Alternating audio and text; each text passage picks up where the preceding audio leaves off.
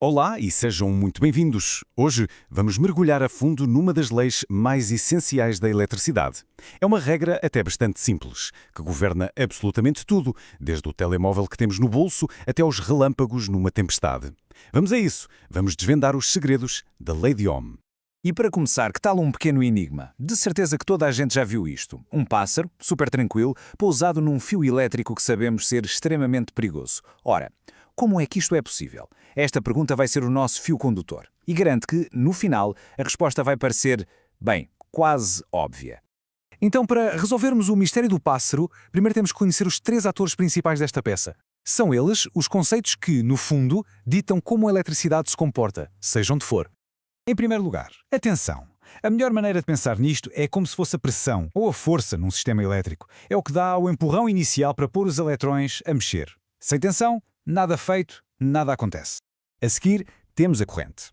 Ok? Se a tensão é o tal empurrão, então a corrente é mesmo o fluxo. É o movimento real dos eletrões. É a eletricidade a passar, a fazer o seu trabalho, seja para acender uma lâmpada ou para carregar a bateria do telemóvel. E por fim, a resistência. Esta é, digamos, a fricção do mundo elétrico. É a propriedade de qualquer material que se opõe à passagem da corrente que a dificulta. Pensem num cano de água que de repente fica mais estreito. É exatamente essa a ideia.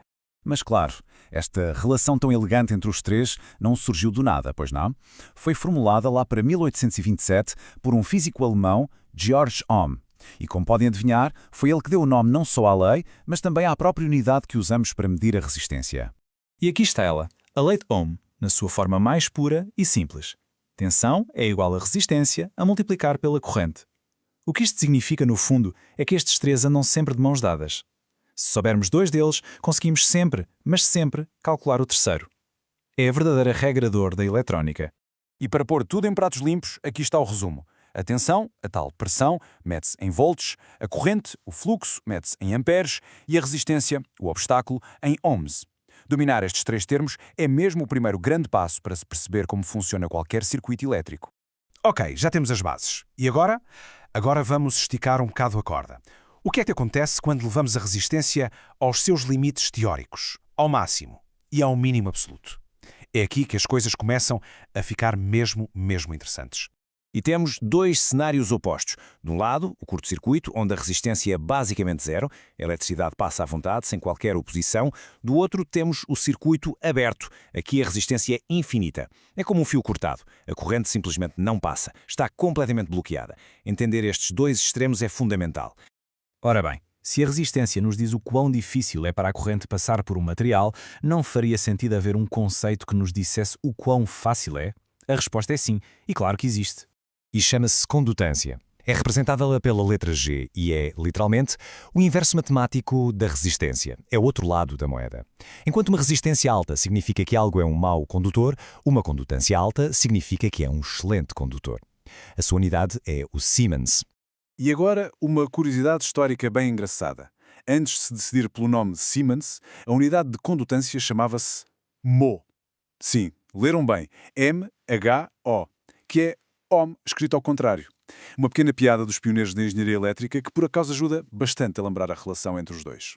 Muito bem. Acho que já temos tudo o que precisamos na nossa caixa de ferramentas. Tensão, corrente, resistência, está tudo aí.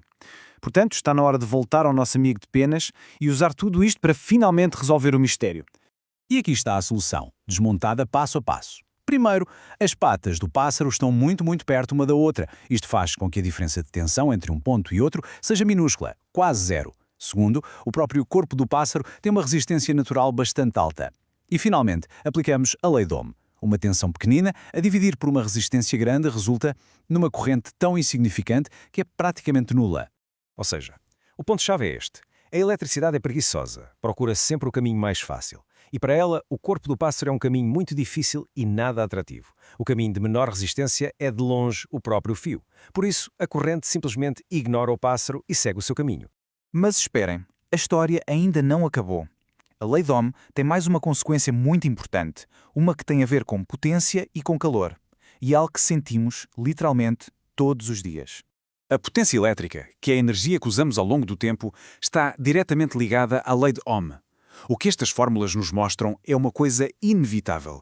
Sempre que a corrente elétrica encontra resistência, a energia não se perde, ela transforma-se. E essa transformação é quase sempre em calor.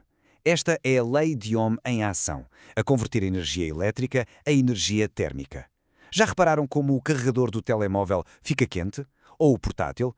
Pois a razão é esta, é a tal fricção elétrica a gerar calor. E assim chegamos ao fim. Desde a luz do ecrã que estão a ver ao som que estão a ouvir, até aquele pássaro no fio lá fora, esta lei tão simples está a ditar as regras do jogo. A pergunta que fica no ar é onde mais é que conseguimos ver os seus efeitos, muitas vezes escondidos à vista de todos.